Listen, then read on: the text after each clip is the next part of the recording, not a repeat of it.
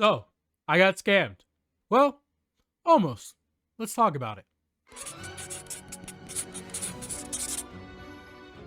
It all began with a post on Instagram. And it's posted. When I got a comment under my post which read, Do you accept commission? Usually I don't do commissions, but I decided to make some side money and I accepted a request and replied with DM, and I'll get back to you as soon as possible. And that's where it all began. Once in the DMs, they asked, do you accept commissions? I replied with, yes. $10 for a sketch, $20 for a bust drawing, clean line art but not colored, $25 for a colored bust with the clean line art and basic background, $30 for a full body line art, and $35 for a full body clean line art and character colored with a simple background.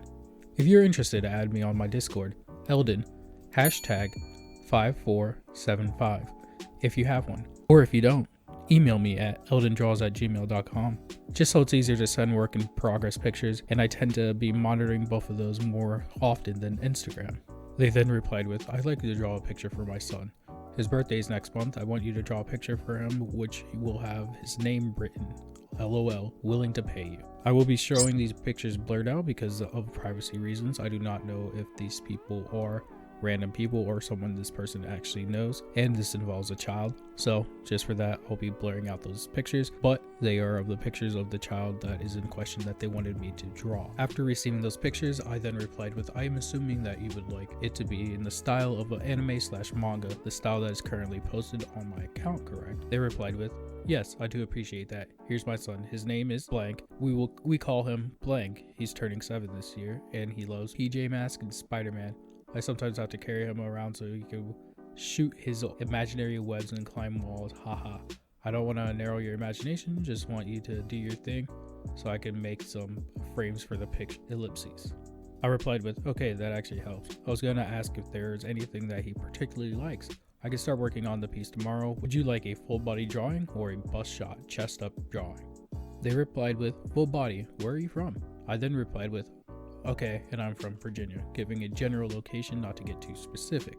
I also replied with, just to clarify, did you want me to ship the printed image once it's done? Or did you want the file of the art piece where you could put it on the USB and get it printed at Costco or somewhere for whatever size you would like? They replied with, wow, great. Just send me the digital image if you want to. Or if you want to ship it, no problem, I can pay for it. I just want you to go with something good and smooth for him and email it to me. You don't have to worry about the payment. I might compensate you as you make me proud of your job. A little broken English, but I believe that they meant, if you make me proud of your job or of your work, I will compensate you accordingly. It is now the following day in this conversation. I'll reply with, sounds good. Today I'll begin working on the artwork. They reply with, honestly, I'm taking interest in your art. Hopefully we can work together in the future if you don't mind. I then reply with, thank you, and I would be glad to continue business once our dealings are done. Now this is where it gets kind of weird. They replied with, we are paying from Blank's child saving account. It doesn't support third-party accounts. It's a check, but you could just have it scanned and make it a mobile deposit with your bank app. They also replied with, it should reflect immediately. I'll contact his account manager immediately. What name will he be endorsing the check to? I reply with, my full legal name, Elden Lewis Glover. Now initially this was a red flag to me because they are saying they're paying from the child's savings account, but I wanted to let it slide because I don't know certain people's circumstances and just wanted to get this smoothly and going along. But again, that was a red flag number 1. From now on, instead of saying child, I'm going to say Tony. Tony is not their real name. This is just a name to make it easier for contextual wise and just to make it more clean. They then replied with, thanks. Tony's dad will forward it to his manager right now. Send me your email address so I can forward it to Tony's dad for processing now. I replied with the same email address that I stated above. Now, this is where red flag number 2 appeared. They replied with, alright, on it. Hi. Please, there was a slight mistake with the check. Tony's dad requested for X amount of money instead of X amount of money, thinking I was paying for an art class to Tony's manager, and now he wrote a check for that amount. We tried canceling the check countless times, but we got an email saying I won't be able to request another check from Tony's account for 6 freaking months. He's not yet of age and the rules are there so we don't squander the money we are supposedly saving for him. I'm trying to see what I can do. I replied with, all good, take your time. Now, this was a red flag for me, number 2, because both the sums of money that they stated were not the sums of money that I stated beforehand. They were actually more than what I stated. Sometimes people tend to give you more because they like your art style. I've encountered that in the past, but this was a lot more than what they initially stated. And again, they tried canceling the check. I understand that there are situations where there is protection laws in place for the child, but again, this was another red flag for me. They wanted to still proceed with sending me said amount of money that was way over than the asking price that I wanted to set for them. They then replied with, "All right, please stay active with me. I'll be right back. Hello, are you there?" I replied with, "Yes, I am." They replied with, "We still couldn't cancel the payment. You know that I could send you the check for X amount of money, so I'll just pay you in full now. You deposit it within your app. Then we can figure out a way to get the difference back to Tony's dad once the money clears. I know mom won't screw me over. Just give me your word. Pardon my inconvenience. I can increase your pay to cover up the inconvenience. I'm sorry for this mess." I replied with, "Don't worry about the check. We could just do PayPal if it is okay with you, which will allow you to sort out the issues with the check." They replied with, "No, I do not use PayPal. I'm trusting you with this so we can move forward and work in the future, connect you with people. I have a business account that I use for my small business. It doesn't support third-party accounts. It's a check, but you can just have it scanned and make a mobile deposit with your bank app. It should be available immediately or by the next business day. I'll contact my manager to forward it to you. Email now. B. You could start the drawing. Are we good?" Reply with, "I already started drawing since earlier. Are there any other forms of payment that you would be able to send so you can work out that issue with the check as an isolated incident, just so things don't get overly complicated?" This was another red flag for me because they know the existence of PayPal. They say they have an account with it, but they don't want to utilize that account because if it's a small business account, which I can semi understand. But if they have a PayPal account, why not just quickly create a personal one and then utilize that? That foregoes the issue with the check, and then I can still receive payment. But they did not want to do that. So that was another red flag for me. So again, I already had 2 red flags. This was a 3rd red flag that they wanted to continue to send me the check. So I was like, all right, this is kind of sketch. Let me see if we could change payment plans because I don't want to deal with all of these proceedings and trying to send the money back and blah, blah, blah, blah, blah. So, like I said, in the DMs, I replied with, "Hey, can we try PayPal?" Because I know that PayPal will go through and then they don't have to worry about the difference. They could just pay the set amount. And here begins red flag number 4. They replied with, "No, just do it. Don't worry yourself.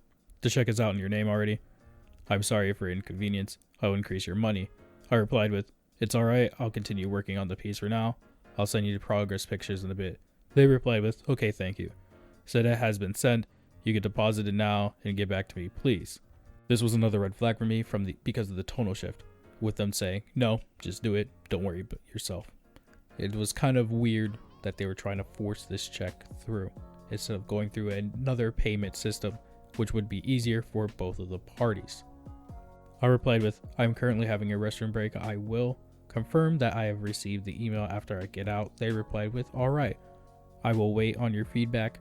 Said you are to display it on a black background or laptop or computer, then make a mobile deposit in your account using your mobile app." Now, this is actually true. I've done check in the past where you have to have a darker background to be able to accurately scan the check for a mobile deposit. So what they were saying here is true, but the issue is when I went to actually check the check. So on the screen right now, you'll see the check in question. It is a very sketchy. I have blurred out all the information that can cause trouble for anyone, and I am showing you what only needs to be shown. So there are 2 numbers that you're looking for at the bottom of the check in the top right of the check. If the check looked highly edited, it was a little bit sketchy, but again, I was already sketched out at this point. So I decided to call the address that was listed on the check. Never call the actual phone number that's on the check. Look up the address online and then call that number and then ask them to verify if this check is real or not. And that's exactly what I did. The lady from the banking agency or the loan agency actually called me back after I had called them, after she went to confirm whether the check was real or not and confirmed my suspicions that the check was fraudulent. I then replied with, "Thank you for your time. I have called the issuers of the check and they have confirmed that it is fraudulent. I will no longer proceed with this conversation, and nor have I cashed the check. I have also recorded all this as evidence. Once again, thank you for your time. And hopefully, even with all this, you have a great day." Now, I wanted to end things off telling them I'm aware of the situation. I have all the information that I need to proceed with the situation if anything escalates, and that I still hope for them to have a great day. I don't know what's going on in their lives. I don't really care, to be honest, but I just wanted to end things off cordially so I don't look like the bad guy. And then in case they have some type of following or whatever, they can't try to point me as the bad guy in the situation by editing things out of context and trying to make me seem in a negative light, like I'm trying to run away with their money or some shit like that. I also didn't reply any further after this statement that I posted to them, but they did reply themselves. They replied with, "OMG, what do you mean? Would an elderly woman like me be playing games? I don't understand what you mean the check is fraudulent. Like, what the fuck? Are you trying to play me after sending you a check?" So, again, I didn't reply after any of these conversations. Then they also replied after I posted on my IG stories that I just almost got scammed and that I'm making a video about me almost being scammed. And they replied with just a simple "bye" underneath the linked comment of the video or the IG story. And to make things even better, a couple days later, they deleted their account. Now let's talk about ways that you can protect yourself from getting scammed. One of them being having set payments. Set payments, i.e. PayPal, Venmo, Cash App, any of these like online platform payments that make it easier for you to receive money and keep track of your money, to be able to counterclaim if someone decides to, like, let's say that payment was fraudulent. Certain applications such as PayPal will be able to verify that it was a legitimate payment and they can't recall that amount of money that they had sent to you. So get applications that you are confident in using. I do know some people don't like using PayPal. Some people don't like using a myriad of other apps. Just do your own research into them and make sure you are okay with utilizing said app. Another way to protect yourself is to take screenshots. You don't know what type of malicious entities are out there and if they're going to try to recontextualize or restructure a conversation to work in their favor. So have screenshots, video evidence of the conversation at hand. This also allows you to protect yourself from people that were on certain platforms. They can actually retract their messages and resend them or just outright delete them, so you don't have all the narrative to contextualize and to work in your favor if you're being truthful and honest in that conversation. Having all of that evidence will, again, work in your favor. So make sure you have that. It's just a nice way to keep record of setting things straight. Another one is when you are sending previews, make sure you have a watermark on your artwork. So the watermark on your artwork makes it so it's harder for them to actually use that piece without having to go in and editing it themselves. Usually people that do commission work don't necessarily have the necessarily skill to go in and do that themselves. So having a watermark will allow you to safeguard your pictures, and also in case that they are trying to rip you off, in the sense of they actually wanted just the line art, but they are paying you for more. And if you aren't doing a payment type of payment like plan type of thing, it allows you to protect yourself and to protect your artwork from it being stolen without you getting paid. So some people like to do payment plans. Like I was stating earlier, payment plans can be like you pay half first and you pay half later. So people can have like a consolation fee so they don't start working on a piece and then not get paid for it entirely, kind of what happened here, but I got a video out of it. So this payment plan, make sure you do have watermarks on your piece. Only send a final piece without the watermark when you receive your payment in full, the payment that you agreed upon from the beginning, or altered depending on if they altered the work things can be ongoing and conversations and prices can fluctuate, but make sure for the final one that you are only sending it without a watermark when they have paid in full. Now, if there are any other tips and tricks that people have to protect themselves, please let me know in the comments down below. This will be helpful for me and for everyone else that is watching this video. And with all that said, here is the final drawing of the piece that was going to be commissioned, but they decided to pull this little stunt. I decided to finish it because I'm kind of petty. And I just wanted to finish it and then have this video go out, so it's not just me talking about the scam, it's me doing art in the video at the same time.